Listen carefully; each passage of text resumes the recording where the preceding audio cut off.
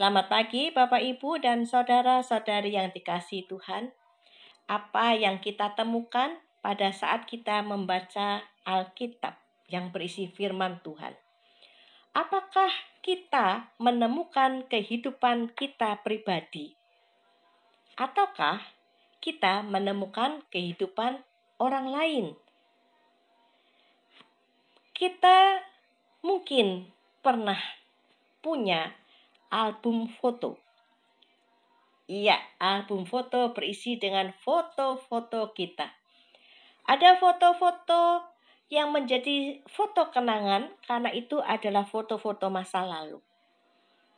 Setiap saat kita membuka foto-foto tersebut, kita melihatnya melalui album foto kita.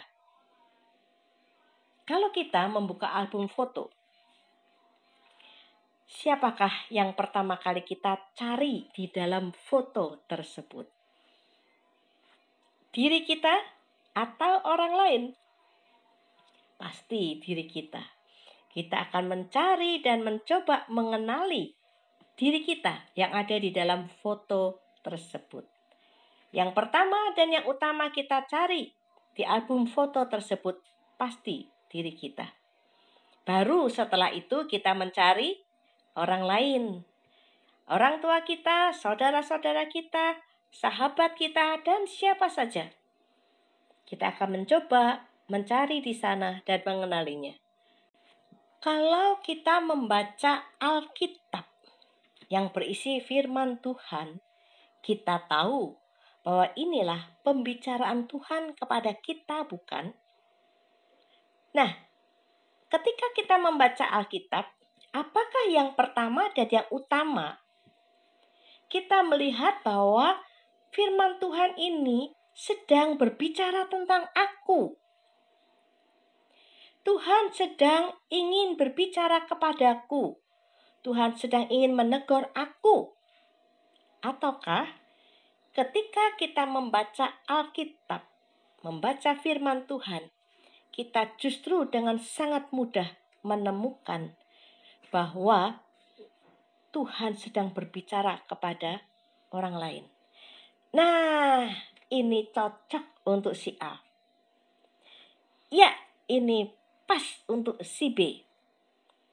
Si C nih harus membaca ini supaya dia tahu apa yang Tuhan mau dan dia berubah. Seperti itukah kita membaca Alkitab? Bapak, Ibu, dan saudara-saudari yang dikasihi Tuhan, sejujurnya kita lebih mudah menemukan orang lain sebagai dasar pembicaraan firman Tuhan. Kita sulit bahkan tidak mau melihat bahwa sebetulnya kita inilah yang secara pribadi menjadi fokus pembicaraan Tuhan di dalam firman-firman-Nya. Bacaan kita pada hari ini diambil dari Injil Lukas pasal 18 ayat 10 sampai 13.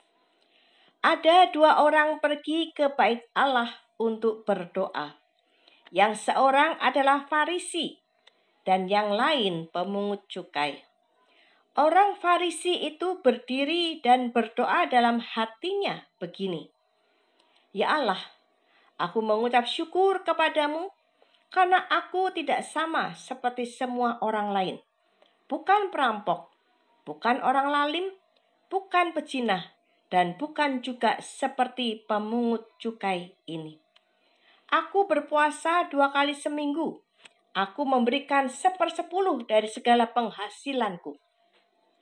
Tetapi pemungut cukai itu berdiri jauh-jauh. Bahkan ia tidak berani menengadah ke langit. Melainkan ia memukul diri dan berkata, Ya Allah, kasihanilah aku orang berdosa ini.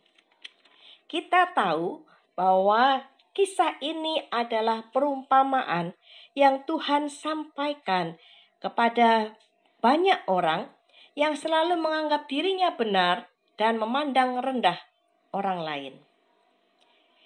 Di dalam perumpamaan ini, Tuhan Yesus menunjukkan betul kepada semua pembacanya dan pendengarnya. Dua orang yang pergi ke bait Allah untuk berdoa itu sama-sama saling mengerti keberadaan mereka masing-masing.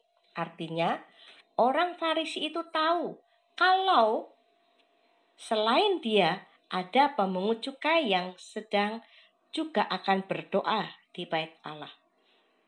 Dan pemungut cukai itu juga tahu di dalam bait Allah itu dia bersama dengan orang Farisi dan mereka berdua sama-sama berdoa. Tetapi kita juga tahu bahwa kemudian dua orang ini memiliki sikap yang berbeda. Orang Farisi ini dengan segera melihat bahwa dirinya itu lebih baik daripada orang lain.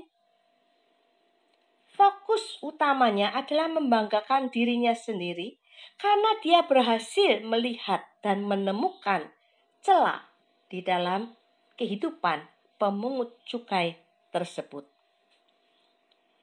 Dia mengerti betul siapa itu pemungut cukai. Sehingga kemudian dia mulai menunjukkan dirinya di hadapan Allah sebagai orang yang berbeda dari pemungut cukai ini. Orang Farisi ini lebih mudah menemukan kehidupan pemungut cukai dibandingkan menemukan dirinya sendiri. Sehingga kemudian dia menempatkan dirinya sebagai orang yang tidak membutuhkan Tuhan. Sementara itu, pemungut cukai ini nampak dengan begitu mudahnya menemukan dirinya sendiri di hadapan Tuhan. Ketidaklayakannya karena dosa-dosanya dan kebutuhannya akan belas kasih dari Tuhan. Bapak, Ibu, dan saudara-saudari yang dikasihi Tuhan, memang lebih mudah menemukan orang lain yang kita anggap sebagai dasar Tuhan berbicara di dalam firman Tuhan. Lebih mudah bagi kita untuk mengatakan Tuhan sedang berbicara kepada si A, si B, atau si C. Lebih mudah bagi kita untuk berkata, firman ini ditujukan kepada dia, kamu, dan mereka. Tetapi sesungguhnya, firman Tuhan itu ditujukan untuk kita secara pribadi. Ketika kita membuka Alkitab kita dan membaca firman yang ada di dalamnya, Tuhan sesungguhnya sedang berbicara kepada kita secara pribadi. Namun sayang, kita seringkali tidak menemukan diri kita di dalam pembicaraan secara pribadi dengan Tuhan. Kita lebih mudah dan lebih sibuk menemukan kehidupan orang lain di dalam pembicaraan-pembicaraan firman Tuhan. Selamat pagi Bapak, Ibu, dan saudara-saudari yang dikasihi Tuhan. Selamat menemukan diri di dalam firman Tuhan dan selamat bertumbuh dengan baik. Tuhan beserta kita. Amin.